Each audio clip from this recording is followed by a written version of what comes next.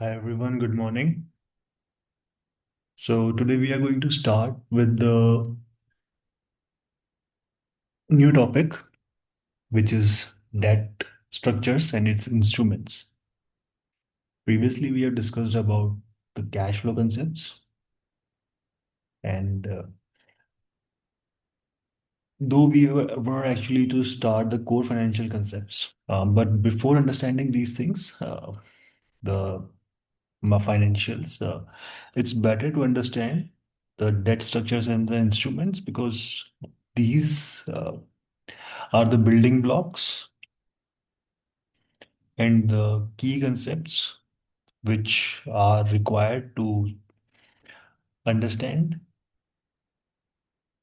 which are actually required to understand in detail what the financials are. So, okay, so let's start with an introduction to the introductory session. So, here we are going to discuss the introduction. And now imagine the global investment universe as a vast financial landscape with the two great rivers flowing through it. So the first river is actually fixed income, and the second river is actually equity incomes. So fixed income, it's older and a steadier river, wide, deep, and predictable. And along its bank, there are government institutions. These are government institutions, corporations, and institutional borrowing or institutions borrowing money to fund everything from infrastructure to innovation, and investors who enter this river become lenders. So this side we have lenders, and in return they receive something reassuring regular interest payments and promises that their original capital will be returned at maturity. So this is of this we are talking about the fixed income.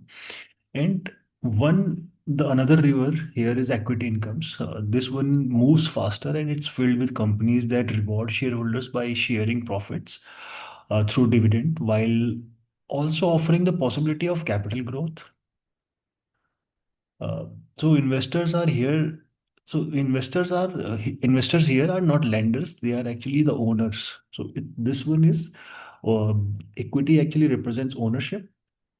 So while this they are the owners. So participating directly in this, they are actually participating directly in the success or the struggle of the business they are backing up. So now step back and look at the scale of these dreams. In 2024, the fixed income river stretched farther than ever before. So $142 trillion, $145 trillion fixed income, and uh, $126.7 trillion. This was the market for equity shares, equity market capitals. So fixed income did not just edge ahead; it surpasses equity by roughly 15%, and driven by massive government borrowing and corporate debt issuance. Okay, and in United States alone, so we're talking. I'm talking from the perspective of United States. So long-term fixed income issuance reaches $10.4 million, 10.4 mil, trillion, 10.4 trillion in a single year. And that figure towers over global equity issuance, which totaled around $504 billion. And a reminder that when economies need funding at scale, they actually turn first to the debt markets. But size is not the whole story. Fixed income draws its strength from the foundations like treasuries, mortgages, and corporate bonds. And these instruments offer stability, especially during the periods of equity market volatility. And they provide deep liquidity that large institutional investors rely on. So, equities, however, bring momentum. In 2024, equity market grew at 8.7%. So equity market actually grew at a rate of 8.7% per year over year, outspacing fixed income in growth, even even if not in sheer size. And dividend paying stocks continue to attract investors seeking income with an upside. So this means they're accepting higher risk in exchange of higher long-term potential. And in the end, understand this thing about this topic that from an analogy of rivers, two rivers don't compete; they complement each other. So fixed income provides stability and scale, and equity income offers growth and participation. So together they form the backbone of modern portfolios, balancing certainty and opportunity in a constantly evolving financial world. And that's why I actually wanted to talk. I actually wanted you to understand the fixed income market first, the instruments, before we move to the financial statements. So now let's talk about debt.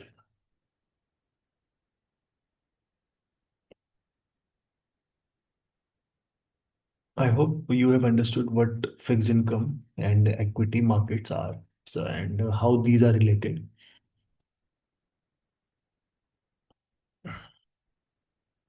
So, one simple question. Let me start with the question: why do people, companies, and government borrows money instead of waiting until they have it? Why would anyone do that? So, why would anyone wait until they get money? Why do they borrow money, and why does government does so? And to answer uh, this single question, the answer to this question will explain why debt exists, why financial market exist, and why global economies work the way it does. So let's start with what is actually debt. So imagine two people. Previously, here we talked about two rivers, but now I actually want to talk about two peoples. Let's understand. So one person has money today. So one have money. So there's person one. He has money, and this is the another person who is actually asking for money. So this person actually has money today, and but he do not have any immediate use of it. But another person has actually a great idea. So I'm saying that he actually has a great idea. This is the greatest idea in the world.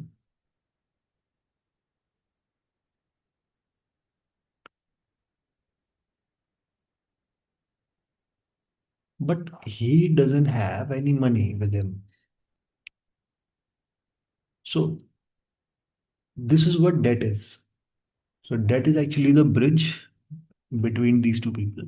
And the definition of debt is that it's a financial arrangement where one party receives money and other party and the promises to repay it, uh, repay it later or in the future, and usually with interest.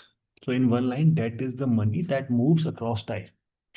And the characteristics of the debt are that there is the borrower. So this person is actually the borrower, and here he is the one who is actually lending the money. So he is the lender. There is a lender. He has the money, and he actually has the idea, and he believes that he can, if he gets the money, he can make something great out of this idea. And that is actually the bridge which is connecting these two. So borrower is the one who actually needs the money, and the lender is the one who gives the money now in exchange for future payments. And once he borrows the money, he is going to give the future payments to the lender uh, with interest. So these are the future. payments, a series of future payments, FP for short. And between them is a contract, and that contract is the foundation of all debt markets.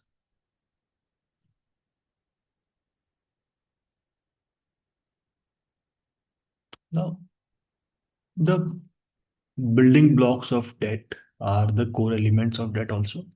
And before any money changes hand, five things are agreed upon. So the first thing out of these five things is the principal, which is the amount borrowed.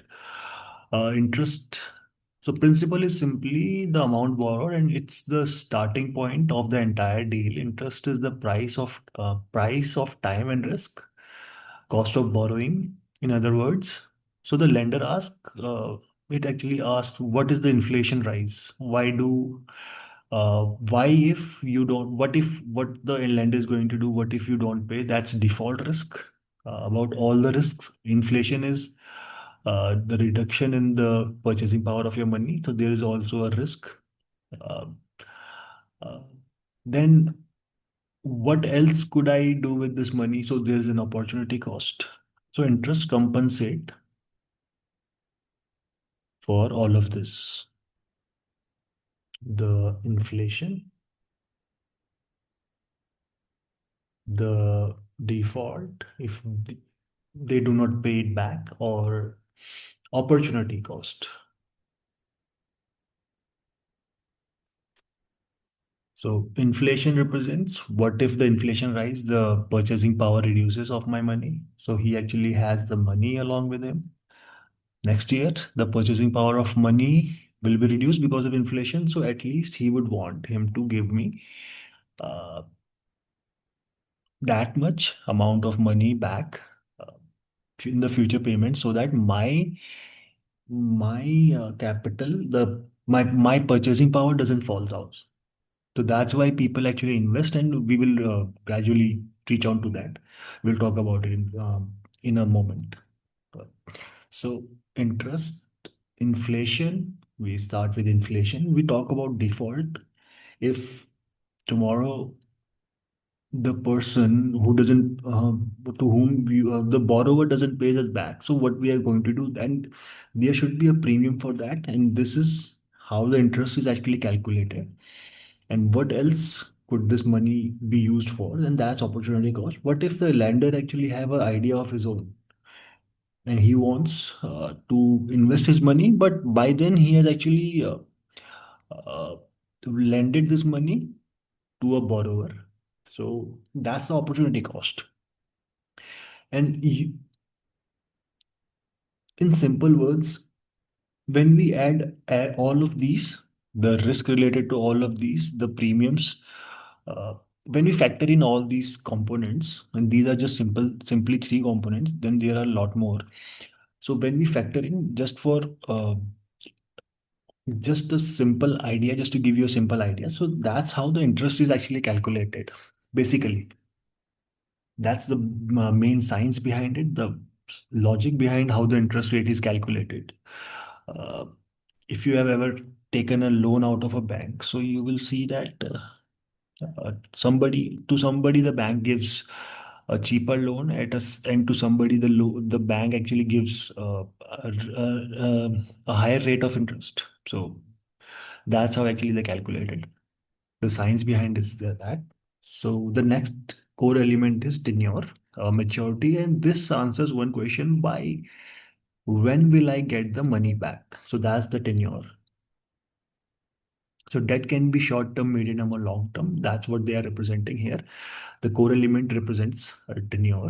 This third core element, tenure and maturity, the time, the time factor, the repayment structure, how the loan is going to be repaid. This defines how repayment happens: monthly, yearly, one payment at the end, or will. Uh, eh, so we we will later call these as EMI, each month installments, the future payments, or there are different structures: balloon payments, bullet payments, and so on. And in next session maybe we will discuss about the balloon payments and bullet payments. So stay if you are so this is actually just your overall I'm just giving you an overall experience of what we are going to study, and this is just an introductory session. So if you are after watching this session, if you are curious and you want you are finding for answers, then my job is done, and that's what I actually wanted to deliver here. And let's talk about this. The fifth core element is creditor and lender. So the legal promise, that is not trust based, it's actually contract based. And so understand this thing. The contract is what turns a promise into a financial obligation. And that is equals to money today in exchange for future payments. And there is going to be a contract for that. I hope this much is clear. I know that you guys already do have an idea about what debt is. The fixed income market, you have heard of those things. You have heard of equity market. So, but there is a lot of detail into that. So, there the context here. Uh, we are going to do it. This is the series name is Key Concepts, and we actually are talking about the key features and how we can use those things and apply those things in the lectures to come in future, the practical implications basically. Okay, so let's get back to what we are discussing. So why does debt exist at all? So now comes the bigger picture here. So debt exists because the word doesn't wait. Why does debt exist? Because the word doesn't wait. So debt exists because students cannot wait 20 years to earn money before studying. Companies cannot wait 10 years before expanding. Families cannot wait 30 years to buy a house. So debt actually allows us to consume today, invest today, and grow today. That's why debt is actually in the bigger picture. That's why we need debt. And that's why debt sits on the center of the banking system, uh, capital markets, corporate finance, and household finance. And without debt, economic growth would slow down to a crawl.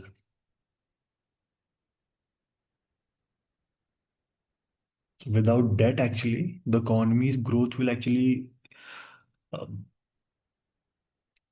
economies will not grow at what rate we want. So they will actually crawl without debt, because if you were to use your own money, you cannot grow with that speed or with that magnitude.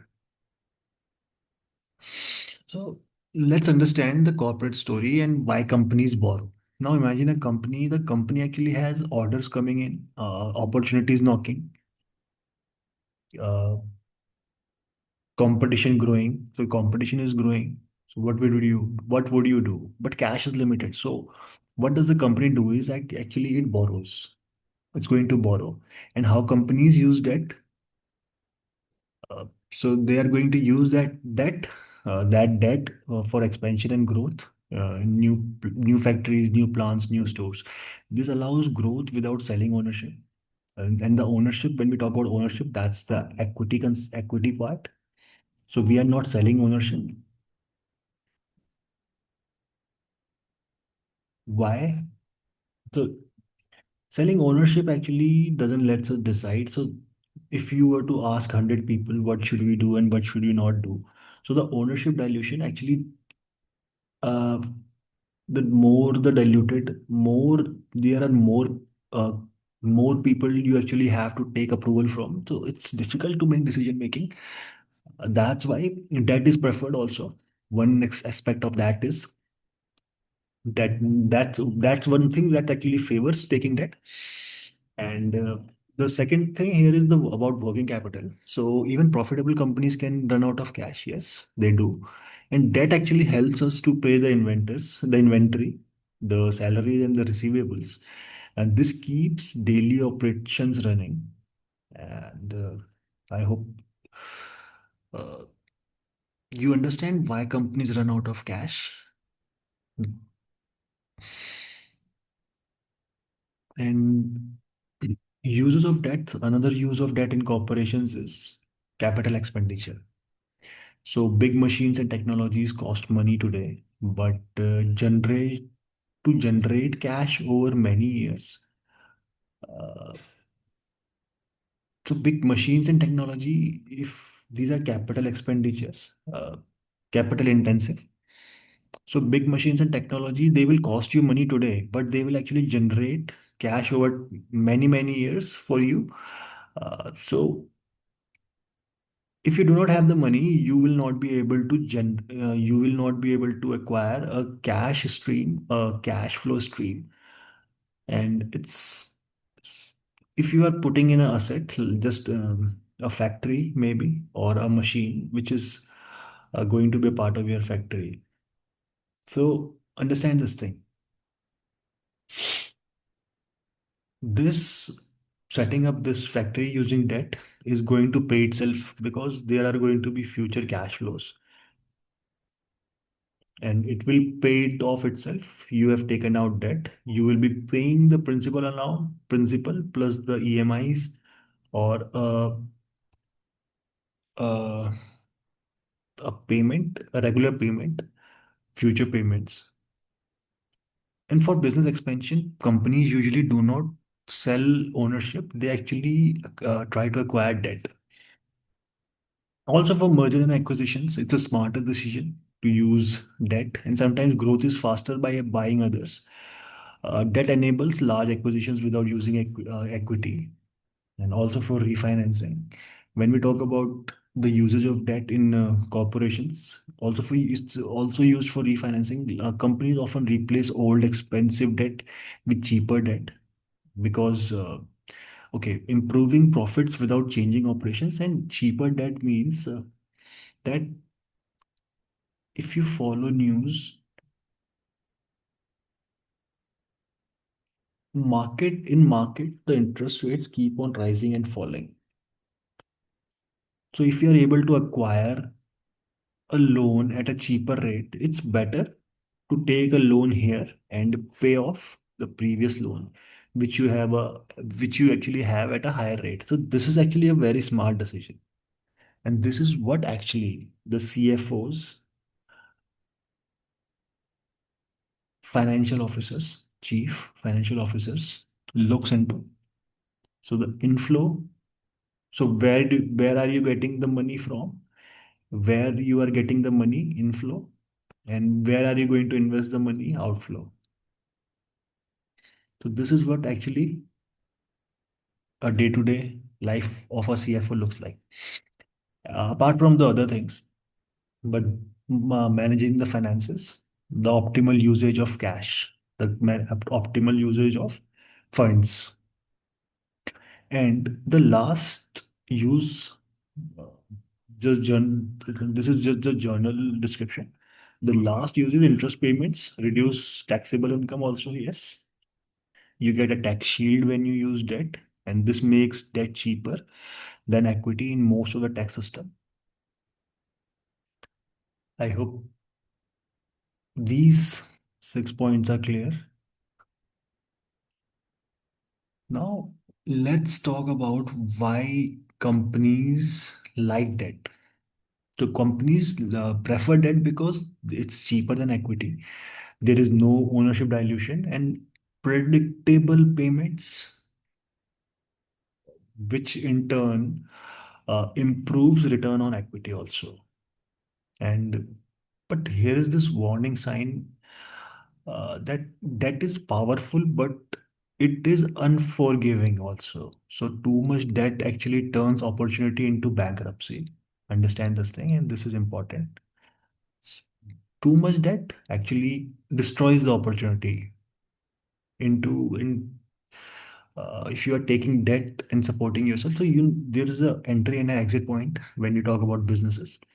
uh, it's all the decisions are practical, non and it's better to be practical rather than emotional about your business. Okay, so let's talk about why individuals borrow. So we have talked about why corporations borrow, but let's talk about why individuals borrow. uh, so very a few people can buy a house with cash, pay for education upfront, and handle emergencies instantly. And that actually allows people to pull future income into the present. And the common personal debts are home loan, education loan, auto loans, credit cards, and personal loans. And why individuals take debt is to buy assets.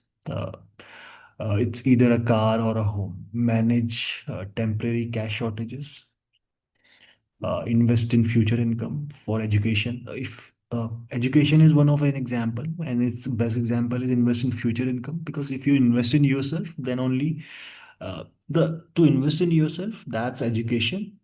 And if you are able to acquire a loan to educate yourself, this is actually going to bring you future income. And also to handle emergencies also, there is nothing you can do about emergencies. These are unplanned circumstances. uh, so debt actually helps you to handle those things. So the critical distinction here is that there is good debt and a bad debt. Uh, good debt actually builds assets or income, and bad debt